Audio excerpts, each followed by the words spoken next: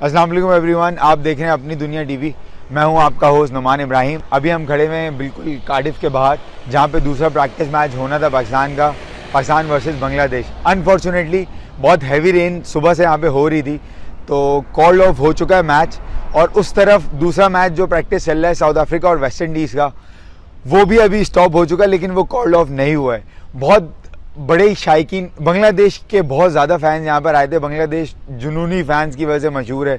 बहुत बड़ी तादाद में बांग्लादेशी फ़ैन यहाँ पे दिखे थे, लेकिन थोड़े लोग डिसअपॉइंटेड भी हुए कि यार मैच नहीं देख पाए। और पाकिस्तान की भी प्रैक्टिस मारी गई, एक अच्छी प्रैक्टिस हो जाती और पाकिस्तान को मोरल अप करने का एक मौका मिल सकता था। तो अब देखना ही है, पाकिस्तान का डायरेक्ट मैच है वेस्ट इंडीज़ थे 31 को, कि वो कम बैक करेंगे कि नहीं।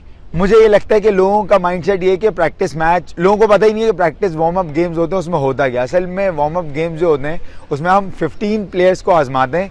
तो हम एक हर किसी को अब चैलेंज कर रहे होते हैं कि यार हर कोई चैलेंज प्लेयर्स के लिए चैलेंज होता है, 15 के 15 प्लेयर्स को आप आजमा सकते हैं। तो मेरे ख्याल से जो पाकिस्तान ने ट्राई किए थे सारे प्लेयर्स पहले मैच में और नाकामी हुई थी अफगानिस्तान से, उससे बिल्कुल भी मोरल डाउन नहीं होने चाहिए, कि वार्म अप मैच था यार, कोई ऐसी कोई फ़िक्र की बात नहीं है। और मेरी अभी बात भी हुई थी टीम प्लेयर से, तो सबके मोरल जो हैं वो हाई हैं और जज्बा जो है वो हाई है। इंशाल्लाह पाकिस्तान कम बैक करेगा। कल मैं इंडिया के मैच में भी गया था और इंडिया बड़े डरे में, यही बता चलूँ, आमिर से और फ़खर जमान से, तो मेरा उनसे भी इंटरेक्शन हुआ। और अब उम्मीद करते हैं आप पाकिस्तान अच्छा परफॉर्म करेगा और शानदार कमबैक करेगा और 16 जून को इंडिया को भी धूल चटाएगा।